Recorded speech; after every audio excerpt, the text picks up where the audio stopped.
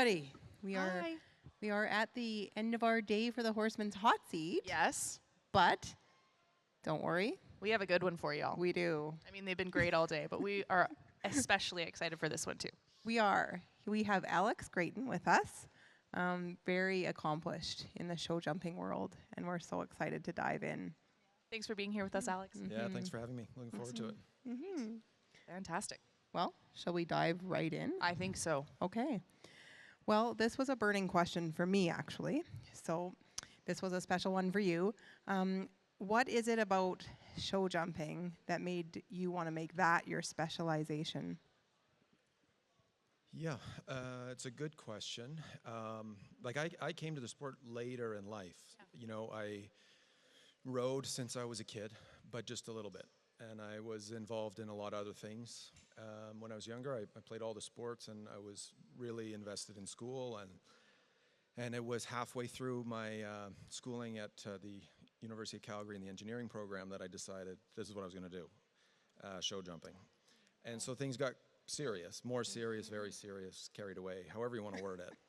And Out of hand. yeah, out of things, very much out of hand. And so I hustled through the last 2 years of engineering, knowing that this is what I wanted to do. I wanted to give it a try anyway. And especially looking back, like I didn't really know what that meant. Yes. I just knew that I loved show jumping. And from what I knew about it, that was what I wanted to do. And so it became very clear over the next couple years, and then the following and ensuing years as I learned more and more, I was realizing how little I knew, and that was kind of exciting. Because, you know, it's that sort of Dunning-Kruger effect. Like, you don't really know how little you know until you start to know more. Absolutely. And your confidence in what you know changes. And so that was true for me.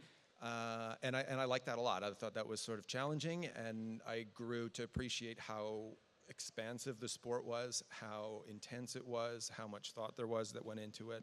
I mean, it's like any other high-level, high-performance endeavor. I think there are a lot of components that go into it, and obviously the most special part of it is the relationship with the horse, which is common with all the horse sports, but this is the only one that you get to jump, so that was sort of the bonus for me. That's awesome. Yeah, as you described all this, you said different elements, the different things that kind of come into it. What are some of the things you found that have been most important to put into your training and your approach to how you tackle show jumping? So I mean, again, kind of looking back now, a lot of them seem so obvious, but at the time I didn't know. So I didn't realize how much travel was involved. If you wanted to do the sport at the highest level, I didn't know how it was possible, and that keeps evolving even now with, you know, flying horses around the world to compete, and all of the transport and the logistics and all of those things like that. That's something that obviously I had no idea about. Another sort of obvious one now would be a lot of the sports care, the nutrition, the physio, all of the sort of preventative medicine stuff that we can do. That's a really huge part of what we do in terms of our planning and strategizing in order to find ways to peak and to be successful for certain events and things like that. I think, and then another one is really training and the concept of training. That was one that I rode for a few years with Ian Miller and the Millerbrook Farm team in Perth, Ontario, and that's where I really learned what that was all about. I come back to the, you know, I didn't know how much I didn't know thing, and that was so eye-opening just being there with being around Ian and his experience and seeing how much thought they put into their system in the training program. Like, apparently you don't just wing it. Apparently you don't just jump really big every day. You know, and these are obvious things now, but back then I thought, well, like, obviously if I jump really big, then I'm good to go to the show. And You're like, I'm brave. There's essentially no correlation whatsoever. And so there was a process there that was something to grasp onto and appreciate. And that's also evolved because, you know, learning the Millerbrook way and learning how they approach things is a huge thing and still very fundamental for me. And then moving on and learning other people's versions of that and seeing that there are similarities, there are differences, but the seriousness with which serious people take this sport is something that's really, It's kind of a common thread. That's kind of a piece that you see coming up in multiple For spots. sure. That's Yeah. amazing. Can you tell us a little more about your time at Miller Brook Farm and just what that was like? Yeah. Okay, so this was a couple years after I graduated from school, and so I had started to jump at a high level. Like I had two really nice horses. They were older horses. This was like a smart way to do it in my mind looking back, to have horses that had experience that I could learn from. And okay, so in a way they had experience. They were older, they had been around the block, they had competed in Europe a lot and everything like that. And I don't think I really appreciated or realized at the time, both horses had jumped 1.40 m and 1.45 m. So this is like, it's enough of a jump. It's a big enough level, but it's not the biggest. And I found myself, I was riding with a guy, Frank Selinger, in Calgary, he found me the horses. He did an amazing job. Found me these amazing horses, and he built into me so much confidence and belief in the horses that I was able to, within 4 months of getting these horses, I was jumping them both 1.60 m, which is amazing. I'd never done that. I'd never jumped 140 before I had these things. So, and this was great. And things sort of skyrocketed in terms of my experience and exposure. I didn't do a very good job of it because I think it was obvious that the horses were performing thanks to their incredible heart, not because they actually were meant to be that. And I was learning how to do it a little bit. And so, now fast forwarding, I swear I'll get to Ian part at some point. It's good. I then met up with Kyle King, and I went on the road with Kyle. He's an American Grand Prix rider, such a cool guy, and yeah, he's amazing. And my now wife, we went on the road with him for a year. And that was a crazy time, just sort of show to show all up and down the east coast of Canada and the US, and saw lots of cool things. And that's where, the next level of my learning happened. With the same horses, Kyle was able to refine our preparation for shows, and I just sort of learned the next bit.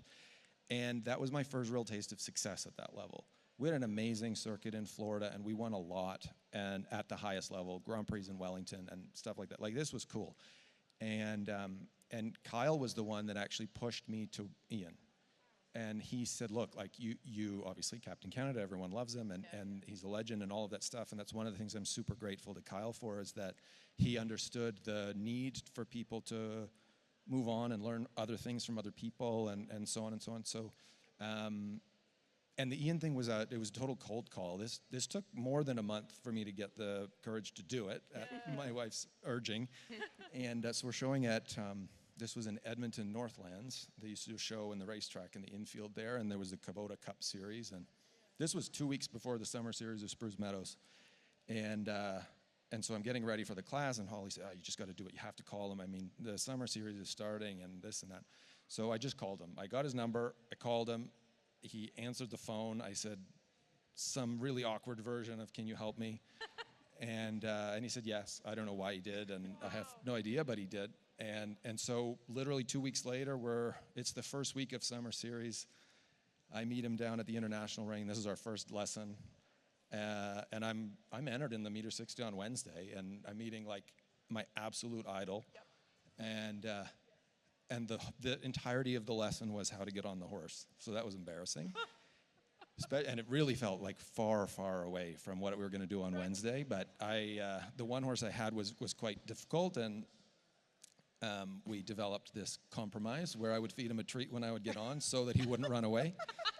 And as it turns out, Ian, that's a no-go for him. Okay, so he spent an hour, and he showed me exactly how to do it. He's side up to the mounting block. If he doesn't stand still, you don't get on, and so on. Anyways, turns out you could do it in less than an hour. And he stood perfectly after that if you do it that way. And it was wonderful. And I jumped a clear round on Wednesday nonetheless. Wow. So this was a great start for my relationship with Ian, even though it was very terrifying. And I had a wonderful summer. And, we went through the whole summer series and learning from him at the show. There were so many cool experiences. And by the time September rolled around, this was actually over top of the Beijing Olympics. So I rode with him during summer series. He then left to do the Olympics in Beijing, where they were team silver. And after the Masters tournament in September at Spruce Meadows, then we all packed up and left, and we went to Perth, Ontario, and we experienced Miller Brook Farm in Ontario. And that's where, there's a whole other phase to the thing, because training with him at a show for show preparation is much different than what it looks like to be at home and preparing in a longer term setting. Absolutely. Yeah. And so yeah, spent the fall there, did a bunch of really great shows on the East Coast with them and the team, and then spent the winter in Florida. And Amazing. yeah. Now you've baited more of my curiosity. What do you notice is the biggest difference between being on the road prepping for shows versus training at home? Yeah, I think the biggest, so okay, the whatever, there's all kinds of analogies you can make, but if you're at the show, you're icing the cake, you're not baking it. I mean, that's a good one. And when you're at home, you're busy actually trying to learn how to bake the cake. And I think that's true. So what you're trying to accomplish in a short-term focus should be much different than you want in a long-term, building some foundation. You can slow things down, you can rebuild everything, you can start all over again when you're at home, and obviously you don't want to do that, apparently, except for the mounting portion. You could restart that That's fine, at the show. Yeah. That's the biggest thing. I mean, really, we saw so much more of the fundamental part of what training is like when we were at home. Yeah. I'm curious. Obviously, you're very accomplished, but what led to the opportunity to do what you do now at Spruce Meadows? Could you tell us a bit about your role there? Yeah, sure.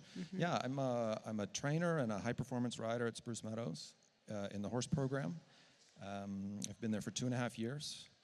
We have an incredible team. There are 4 of us riders that we have just over 30 horses that we ride in our little group every day, so 7 or 8 horses each. And are those owned by you guys or Spruce Meadows? They're all Spruce Meadows horses, yeah. So, yeah, I mean, we're incredibly fortunate. They're very, very nice horses. You know, our boss, Linda, is an incredible supporter of the sport of show jumping and a total visionary for I think, for all of us and for the sport as a whole. We're very, very fortunate that way. One of the aspects that we have at Spruce Meadows, we also do a bunch of breeding. So every year we have the Tell Us Name the Foal competition every summer, which is a huge draw for spectators. Yep. And so, I mean, we breed not only for the sport, to be able to continue to have horses in our program, but also for events like that, the Name the Foal. And I mean, this year the unveiling hasn't happened, but I'm incredibly excited about this year's foals. It's crazy good. Cool. So that's very exciting. And yeah, so we in the horse program, there's 4 of us riders, there's 30 horses, we have a stable manager, we have a program manager who sort of liaises with Spruce Meadows as a whole for us so that we can focus on the training.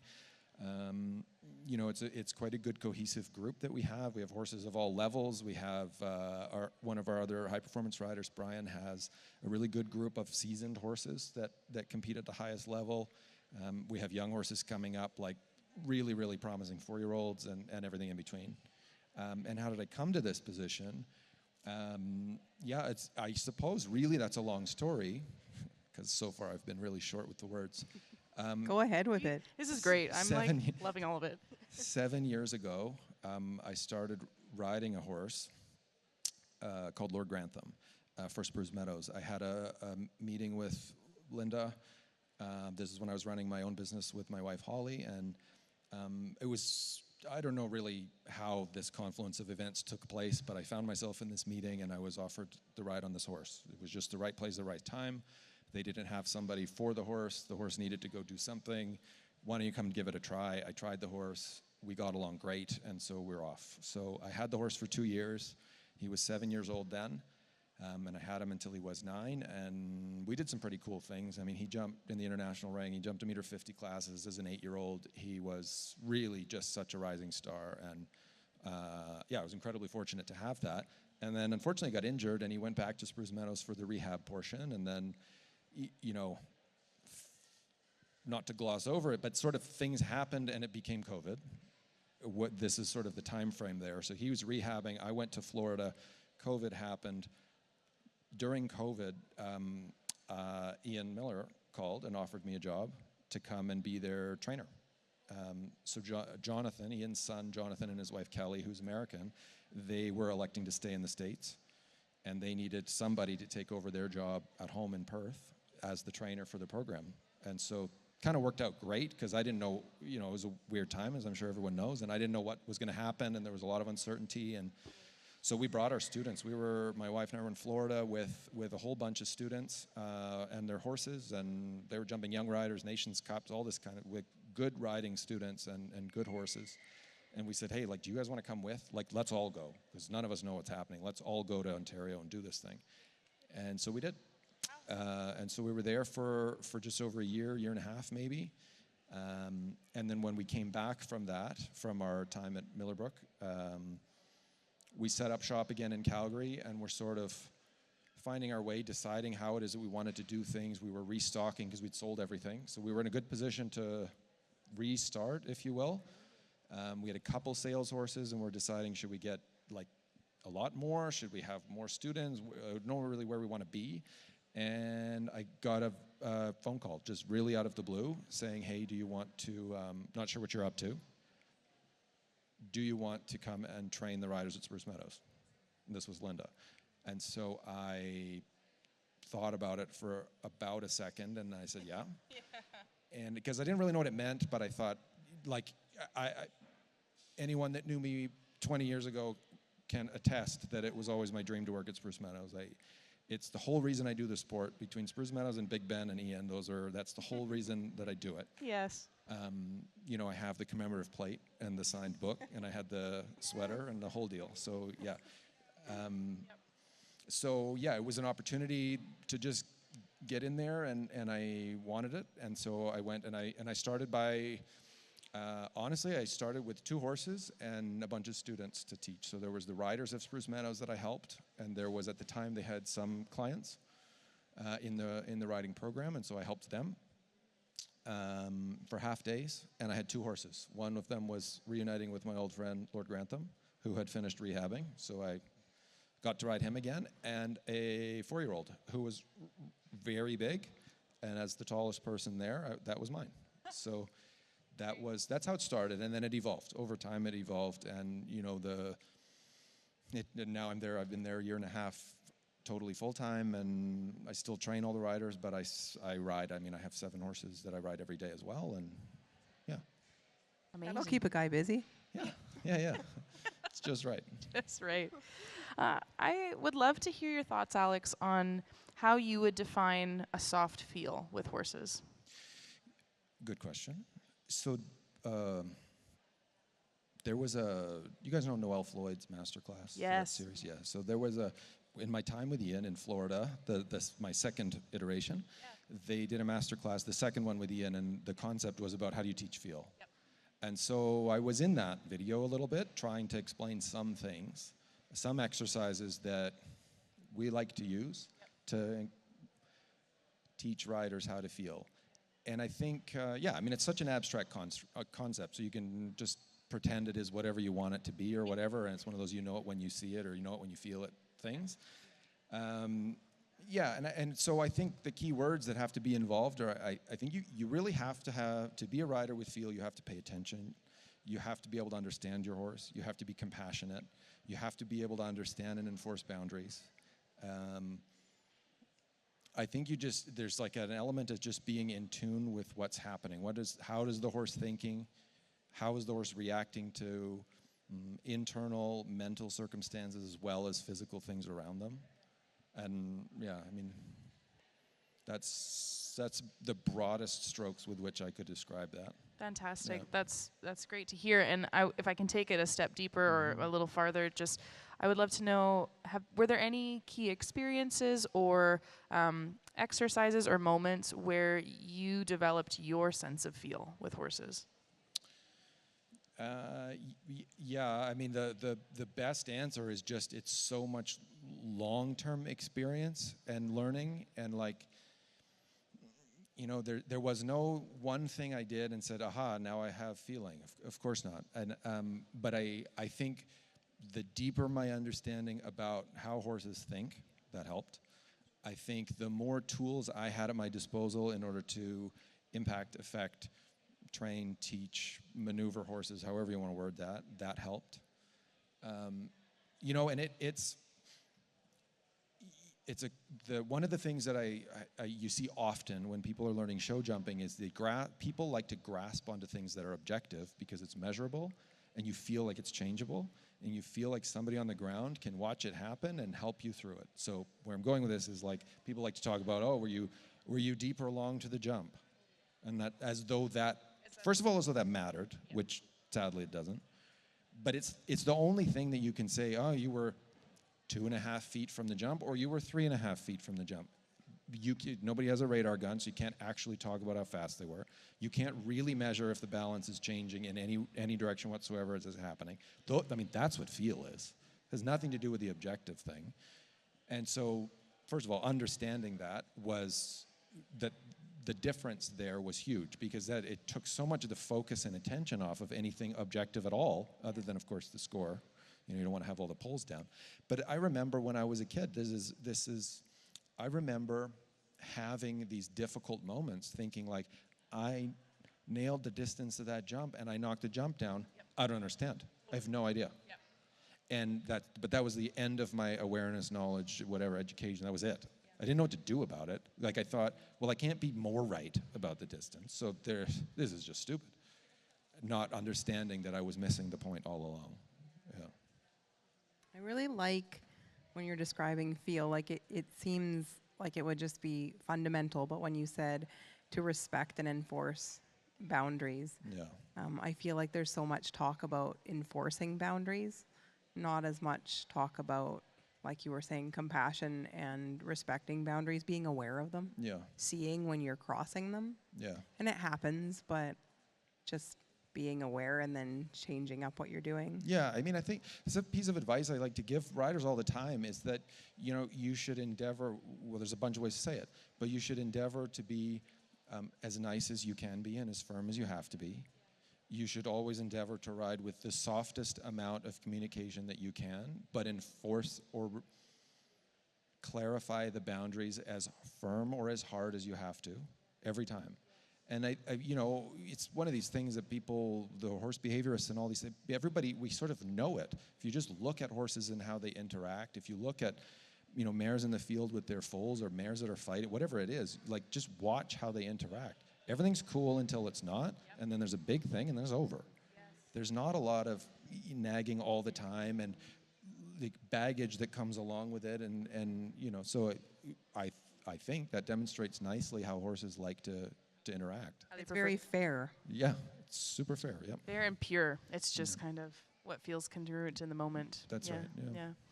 I would love to know, Alex, if someone was to be your student, what is the secret to earning your respect and admiration? That's a good question. I think, first of all, you have to love your horse. I really have absolutely no time or patience for people with a temper with their horse. I can't stand that, as though any part of this was their choice. And so I think it's just disrespectful that way. It's disrespectful to the process and all of that. So I think you have to love your horse. I think that you have to respect, to see a lot of respect for what it is that we're doing, to treat it seriously. And so, okay, you know, there are people that think, well, that's why you have to polish your boots every day, and, you know, the old George Morris way, and if you show up at the clinic with unpolished boots, you're a failure. And while I think that's a bit of a caricature, the spirit of that is right. If you don't clean your tack, if you don't look after your stuff, if you don't, like, if you show up to the ring and your horse has shavings in its tail, if you show up to the ring, there's dirt somewhere, if your equipment isn't right, then I just know you're not being thoughtful about this. And so then I have already in my mind a bit of a preconceived notion of what this whole thing is going to be about. And so, you know, I think respect for the process, you have to love your horse, you have to want to be here, and most importantly, you have to try. Yeah. I really don't care for hotshots that don't try and succeed. It's not that interesting, because I also know where that's going to end. At some point, you're going to run into the wall, and you're going to wish that you did it differently. And so, yeah.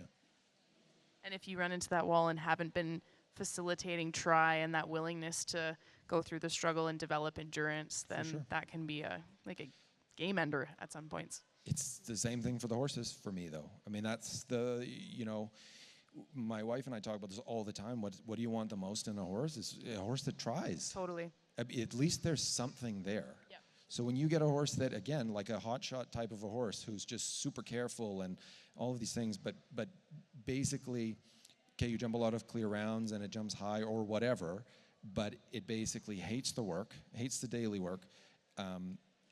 you have a difficult time convincing the horse to change anything about the way they use their body, I just see an early end. That's all that looks like to me, is that whatever these hotshot moments are, it's nice, but it's flash in a pan.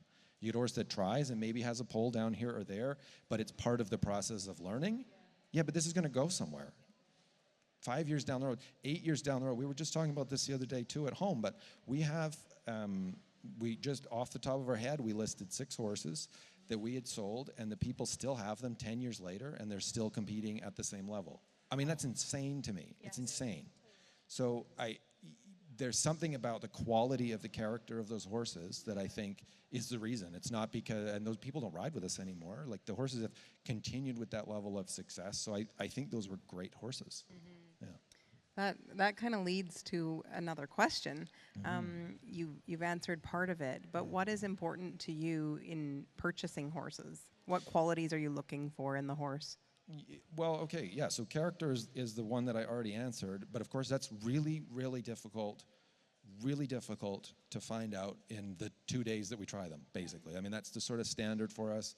If we're going to go to Europe and look for horses, you're going to try the horse, and maybe you try it again the next day, and then it's decision time. So you have a grand total of 2 rides to base a character assessment on, and this is hard.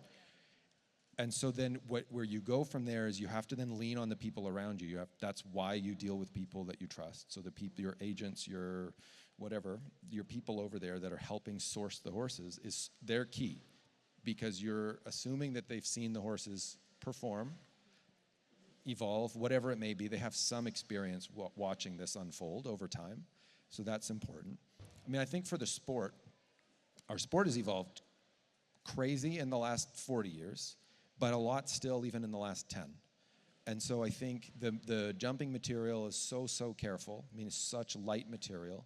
The jumps are getting narrower and narrower. Even at Spruce Meadows, we have the famous 16-foot wide poles and huge, impressive jumps. They're being interspersed in the international ring, even still with 10-foot rails, which look just very, very tiny, very delicate. And so that's affecting what it is that we need to have. Okay, there's an element of bravery for the big, huge jumps, and it's not that we've lost the bravery, but we have to add the delicate factor. And so it's hard anymore to have just a pure scope monster, just something that can jump this building. Like, that's not enough anymore. And so I think some people like to answer, I think Kent Farrington famously has said that carefulness is number 1 for him, and that's not for me. I mean, that's a good thing that people like different things. That is not for me, because I don't like to ride confidence into the horses. I like to know they are brave. I can do almost all of the rest of it, but if they start not brave, that's hard. That's not my ideal. And so that's because, for me, that speaks so much to the part of the character that I like so much. So I want them to be very, very brave. I want them to be able to have the capacity to learn and to change and to take instruction and to be ridden, quote unquote, because I know for me, I can't really leave well enough alone. I don't really like it if they're unruly, unrideable, a total disaster, and will just jump super incredible when you get there. At that point, I wonder why we're doing any of the parts in between. We'll just wing it. And so I don't love that. So anyways, character, bravery, adaptability. Okay, another Ian story for you. We were in Europe for 1 week trying horses, and I watched him try one horse for a week. And he rode the horse every day. The first day he jumped the biggest jumps you may have ever seen in your life. It was clear the horse could do it. And then for the rest of the week, he didn't jump anything more than a cavaletti.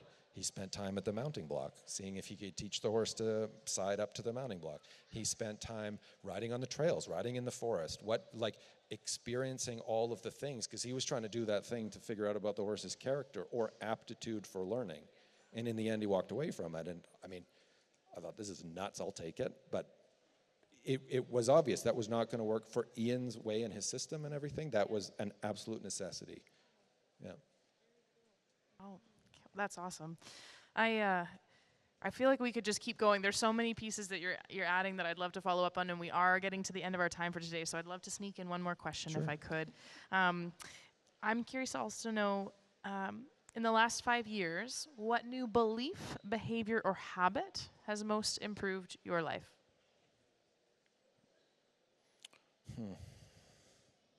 God, I'm a work in progress, so I'm still trying to figure that out. Belief, behavior, or habit. I am I make rules for myself. They're arbitrary. They're whatever it may be. Like, I'm only going to eat certain foods. I'm not going to eat this ever again. And then I don't.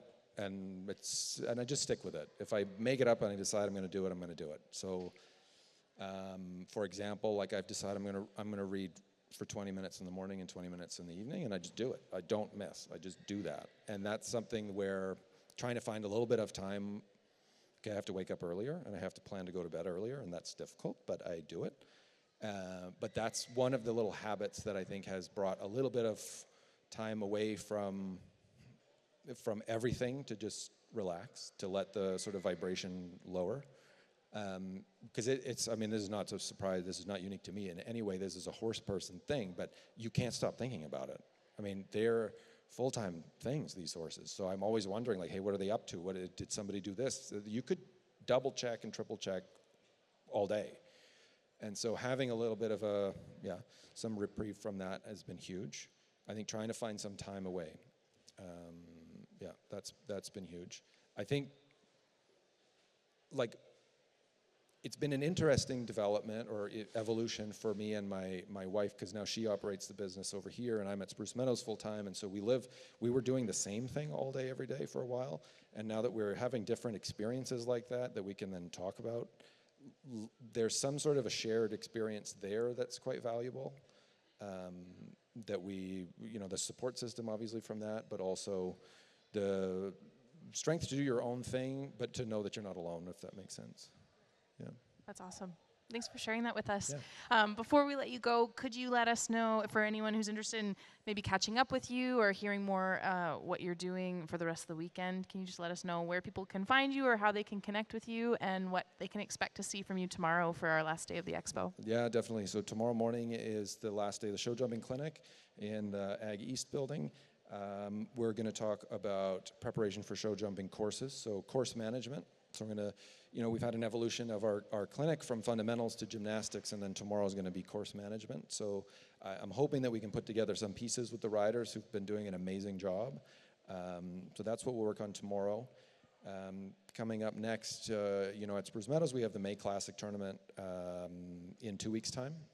That's our first outdoor tournament of the season as we get ready for a really big summer series. It's going to be big. It's going to be a big deal again. We've got national competitions coming back, and as well as the international thing. So it's going to be huge. We'll have a big presence there, I mean, I try my best to do whatever I can on social media. I don't really know what I'm doing, but I mostly it's like a love fest for my horses because I just really like them. So I'm just proud of them. So if you want to see what they're up to, follow me there on Instagram. I just love them to bits. And my sweet little dog, so, yeah. And do you have a booth here, or is it mainly just the demo stuff? You're right, we do. We have a booth in this building, just at the far wall, is the Spruce Meadows Tack Shop. So Shop from Spruce Meadows is here with just insane sales. I don't even understand how they're doing it. And it's just been very, very busy, so, yeah. Well, thank you so much for your time and sharing. Yeah. Thank you. Thanks for having me. It's been wonderful. Thanks again. Have a great night, everyone, and we will see you tomorrow.